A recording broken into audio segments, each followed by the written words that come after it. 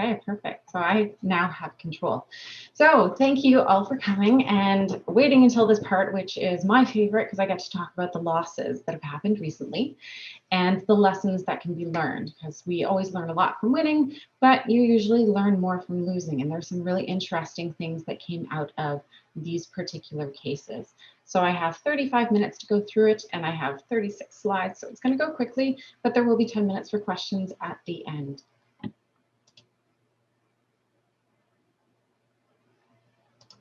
I can't tell if it's the leg or not. Here we go. Okay, so these are the two losses side by side, comparing them. And I pulled out some key details that I thought were interesting and people should keep in mind when they're looking at going through the Tax Code of Canada. So the fiscal years in question actually go back quite a ways, I mean, over a decade for one of them. And the amounts under dispute, ITCs around 50,000 and around 23. The judge is the same in both cases, and we're using the 5 questions from CW agencies.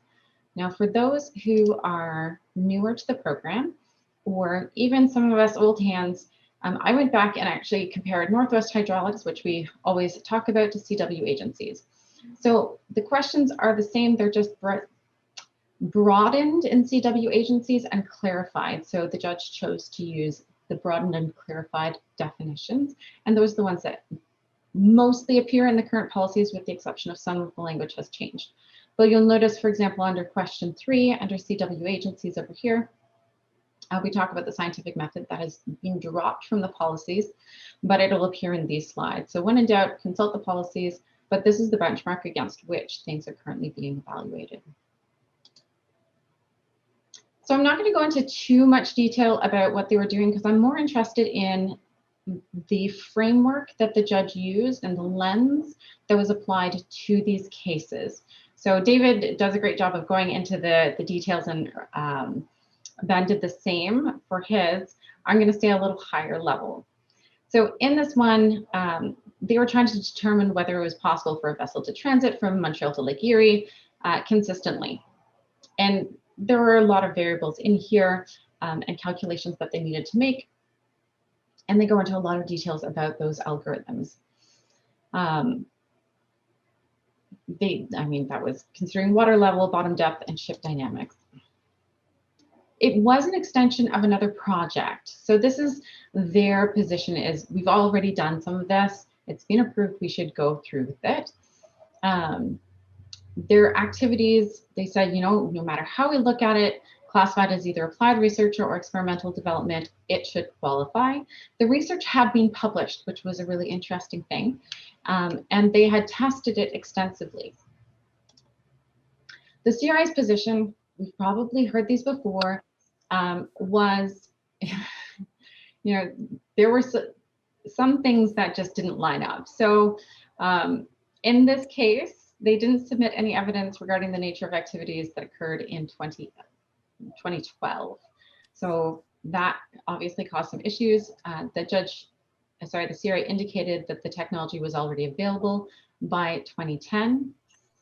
And this is what comes up a lot. So the salary information was extremely general, without any documentation or evidence to support the estimate.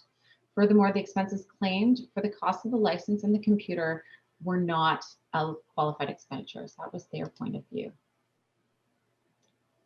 So Ben, I don't know if you know, but your mic's still on.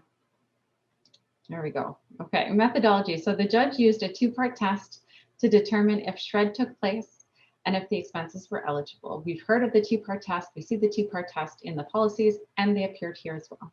So first, did the work meet the criteria of the definition of SR&ED, which the appellate had the burden of proof to demonstrate. And we always have to keep coming back to that. If you're going to pick a fight with the CRA, you need to back things up.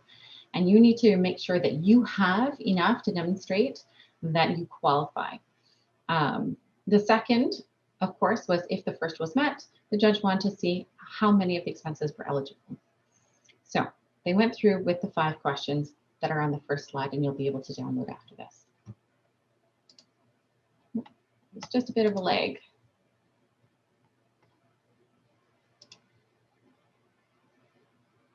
Oh. How do I go backwards? There we go. All right, the appellant identified 3 uncertainties with respect to implementing the SQUAT formulas, which is the main area of research they were focusing on. So the speed of a vessel could not be easily measured because there was no solution.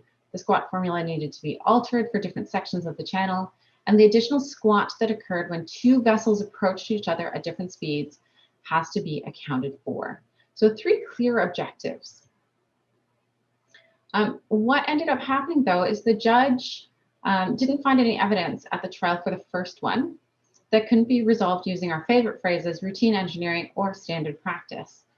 The argument was that a lot of this had already been covered. The second one, again, routine engineering, standard practice, specifically that the formulas that they were looking at through the university had been developed in 2012 and took into account the different channel types. But the last one, which was interesting, was that he said, you know what, first 2, no uncertainties, but maybe in the third. So there is a technological uncertainty because the university research did not include a method to calculate the additional squat of, again, going back 1 slide, 2 vessels approaching each other at different speeds. So that was something that needed to be experimentally determined. Now, there were other things that they were trying to claim should be included in terms of the work performed. And this is really important, I think, for some of the software claims that we see in terms of the extent of some of the work. So the other items where he indicated that there wasn't a technological uncertainty was user interface and the display requirements issues. So what they chose to display, water level information issues because that was already a known method, communications issues, deciding what alarms to display, that was a business decision, data recording, and determining whether a computer was fast or reliable enough for their purposes. So here we have, limitations that we come up against often enough. And if you've been in the space for a while, one of the arguments that we typically use is it directly in support of and commensurate with the needs? And in this case, the judge was saying, you know what, there's no uncertainty here, not really keen on including these. So the reasoning, of course, was a lot of these were adapting a known technology to a new situation. That's clearly outlined in the policies as well with examples. Some of them occurred outside the reporting period. Some of it was routine engineering, so reducing the bandwidth using known software engineering techniques. Some of them were admin decisions, some were without evidence, and some were routine testing. So we get through the uncertainties, and there is one that's in and a whole bunch that's out. So he moves on to the next criterion. So in relation to having a hypothesis or hypotheses, he goes through and says, you know what, based on what I found at trial and on the balance of probabilities, there were hypotheses that were designed to reduce or eliminate the technological uncertainties. But what I found really interesting about this, and I actually hadn't seen it before. If someone else has, please drop me a note in the chat window. But he tied the second criterion to the third. So the second deals with developing a hypothesis, and the third deals with systematic investigation or search, or the scientific method.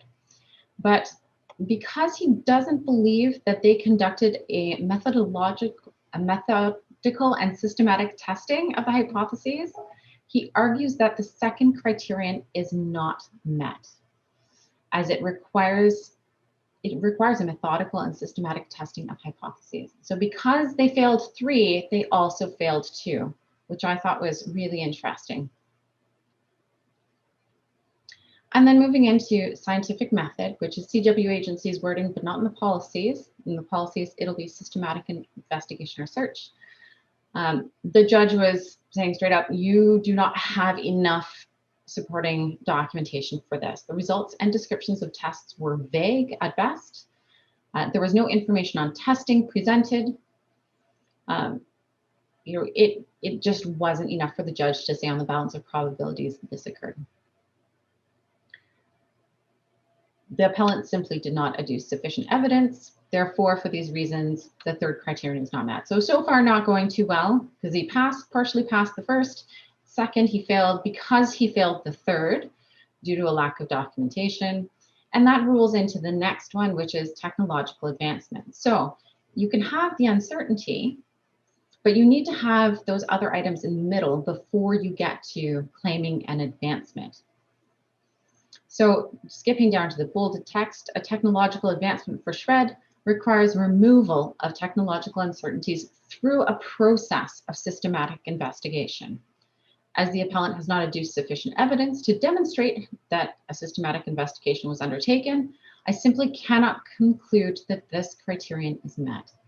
So can't pass the fourth because you didn't pass the third, and you didn't pass the second because you didn't pass the third. And the fifth criterion is, was supporting documentation kept? So they only provided 2 documents.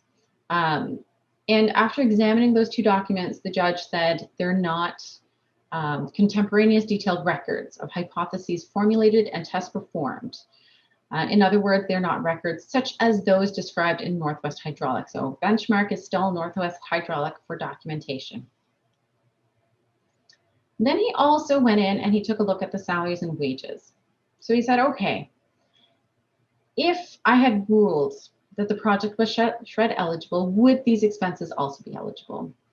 And some of them were not, for some pretty interesting reasons. So one of them was for proofreading documents and driving the individual around. So according to this official SR&ED document, you cannot pay your chauffeur under this method. There was no documentation to support. They were directly engaged in SR&ED, so timesheets, logs, agendas, reporting, meeting minutes, etc. And documentation was requested by the CRA in February 2013. The CRA would have accepted emails as documentation, but they were not received. Other areas included the computer. So capital expenditures prior to 2014 were eligible, but you have to demonstrate that all or substantially all were used for SR&ED. The computer was simply tested for durability, so that was out. Now, this does still exist, so licensing. So when it comes to materials, I've seen some really interesting claims over the years, because I often get called in to take a second look at things. And every so often we see things that don't consist of the part of the body of the thing when you're building it. And in this case, it was the licensing that came up. The judge ruled that the license could not be considered material as it is not from which something is made. So keep that in mind when you're looking at your material costs. The judge ruled it could be considered a capital expenditure had the project qualified as SR&ED, which is separate. So overall, the results on this. The judge ruled that the project did not constitute SR&ED. The appeal was dismissed, and costs to the respondent, which is the CRA. So ouch. Instead of getting a SR&ED refund, you went through all of this. It took nearly a decade, and you had to pay their bill. Really important lessons that came out of this one. It's vital to establish that an uncertainty, a gap in the knowledge base, and why experimental development is the only option. You do need to complete your work within the reporting period. It's critical to compare your work to those 5 questions. Whether you are the one doing the work, whether you're consulting, this is the benchmark. It remains the benchmark. And watch the policies as well, because they are being applied fairly consistently here. So that's the first failure. The second one is also interesting because it actually was done by a company that did SR&ED tax credits. And this was over a decade ago as well. And in this one, they opted to call it Project Tracking System. Now, perhaps I'm a bit biased and cynical, but already that is more of a project name that focuses on a product rather than on the underlying technology and what they are looking to solve. But let's see what the judge has to say. We know the bottom line already, but we're going to go through it anyhow. So National R&D's position was that they were undertaking this work for the purpose of achieving technological advancement. They argued, based on their expertise, that sufficient due diligence was done and evidence provided. They illustrated that a technological uncertainty existed. They formed hypotheses for the reduction or elimination of the technological uncertainties, followed by the scientific method, and kept detailed records. The witness was the CEO and sole shareholder. What I don't have on this slide, but I have on a later one, is the method they used was PDCA, Plan, Do, Check, Act, which is one method.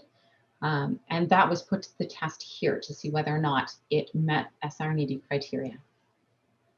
So the CRA's position for denial. Bottom line up front, project doesn't constitute SR&ED. National did not meet its burden in showing on a balance of probabilities there was an uncertainty and an advancement. They didn't establish their knowledge base. Routine engineering could be used. And this was the one that hurt. The witness for National R&D was not deemed credible. So let's talk about their objectives. So the first phase of the PTS project, which was carried out during 2011 tax year, again, almost a decade ago, which is a lifetime in software, involved establishing efficient and concise time tracking system. And it had 3 sub-objectives. So to develop techniques for record set paging, sorting, and indexing that were compatible with the MTA, to develop mechanisms for in-memory array initialization of joint records, that is pivot-like output, and to develop methods for deterministic and stateful client-side control. Sounds good so far. Judge, again, put it to the test with the 5 questions in CW agency. Again, tied to Northwest Hydraulics, just worded a little differently. In relation to technological uncertainties, the argument put forward was there were no web-based programs for time tracking SR&ED projects at that time. An internet search was done for knowledge base of the objectives, and the judge ruled that there were technological uncertainties that could not be resolved using routine engineering or standard procedures because the objectives were specific, indicated constraints to the system, and showed system uncertainty. Resolution of the uncertainties are not reasonably predictable in this case. And for those who aren't familiar with system uncertainty, it's when you have several known components and when you integrate them, the results are unknown. There's a great definition in the key SR&ED eligibility work policy. So next, hypotheses. Typically, we don't use this term in software development or software engineering, but because they had a background in SR&ED, they really worked to include these. However, given the testimony and the documents referred to, adduced in evidence, the judge found that they did formulate hypotheses specifically aimed at reducing or eliminating the uncertainties. But, and this is where it was interesting again, because he failed the 3rd criterion in a second, well, I'll show you the slide, he also failed the 2nd criterion. So the 2nd criterion is not met as it requires the methodical and systematic testing of the hypotheses. I say these all day long and I still struggle with that word, but methodical and systematic testing of hypotheses failed because of the next step. So again, scientific method wording from CW agencies, not in the policies, but systematic investigation research. So they took a look at several documents, the project timeline. The judge ruled that the documents did not show the formulation, testing, or modification of the hypothesis. He also ruled there was no logical progression between entries. The letter did show that there were specific hypotheses and 50 experiments. It stated the experiments were completed, but there were no details. And the hypotheses and vague descriptions of how the objective was achieved. The judge ruled what was being tested was unclear, how the testing was done was not clear, the results were vague, and no references to testing or modifying the hypothesis. Anyone who's done software engineering knows that this sometimes is where there's less documentation. Seems to be a lot of joy that something worked, and then we don't necessarily stop to write down why we think it worked or didn't work. And that caused issues here. They also pulled out source code. I see this a lot as well as people say, yes, we have source code, so we are good for SR&ED, but it depends on what you keep.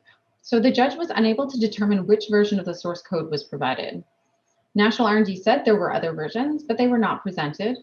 And there were no explanations regarding how or why the code was altered. So it's there, it just wasn't particularly useful. And so as a result, he's not convinced that National followed the scientific method while carrying out the work. So he said, this criteria hasn't been met. And because he failed this one, he failed the one before, even though the first one he passed. And of course, we get to the fourth.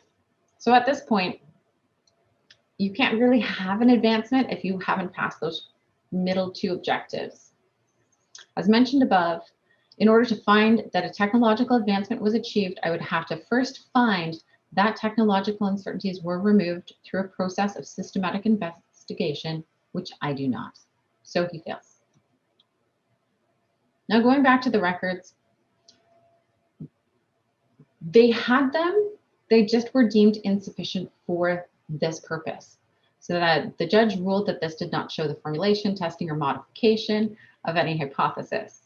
It also does not show experimentation or results. The document that they did send in didn't show testing. It was just a breakdown of the time spent on tasks and source code. This was interesting. He said if a revision history had been submitted, it may have been possible to determine the tests, but it wasn't. So there was that. Now, sometimes we hear argued that oral testimony will be accepted if you don't have enough written supporting documentation. And that will have to come down to credibility. And it's not to say that this individual, in my view, was credible or not, but let's put it in context. You know, this trial happened so many years after the fact that unless they had great notes, I don't know how good their memory would have been about the exact events that occurred. Right? At least that's true for myself. I was asked to talk about a software development project that I took on over a decade ago and really get into the nitty-gritty. I don't know if I personally could do that. So making sure you have that documentation is absolutely critical. So the results of this, of course, or there's a loss. So it did not constitute shred, appeal was dismissed, and again, ouch, costs to the respondent. So lessons out of this one. So the plan, develop, conclude, correct, and act, PDCA, or check act, alone may not satisfy the definition of the scientific method or systematic investigation or search if it doesn't have those last steps, which include the analysis of the results, the conclusions, and modification of the hypothesis. Detailed records of meetings, hypotheses, and tests needed to help satisfy the definition. They weren't there. And to be eligible for SR&ED ITCs, the method must be a systematic investigation where, again, hypotheses are formed, tested, and they go through. So, in summary, about these two cases in particular, Northwest Hydraulics and CW agencies still remain the benchmark against which you will be evaluated. While knowledge of the program requirements is helpful, you can be a shred expert. Clear documentation is essential. What's interesting as well is some of the timeline details. So both cases took approximately 4 years after reassessment for trial. So this is a very, very long process. And to keep in mind the cost-benefit analysis. And I really encourage people who are having a frustrating experience to think things through about whether or not you want to proceed and what the threshold is for going to trial and what your legal fees may be if you're fighting for $23,000 or $50,000. So an ounce of prevention here is worth a pound of cure. Lots of really good insights on these two. Any questions about this? Thank you very much, Elizabeth. That was great. You got us nicely ahead of schedule. Anyone have any questions, comments on those cases? I think you went through them very well and very clearly.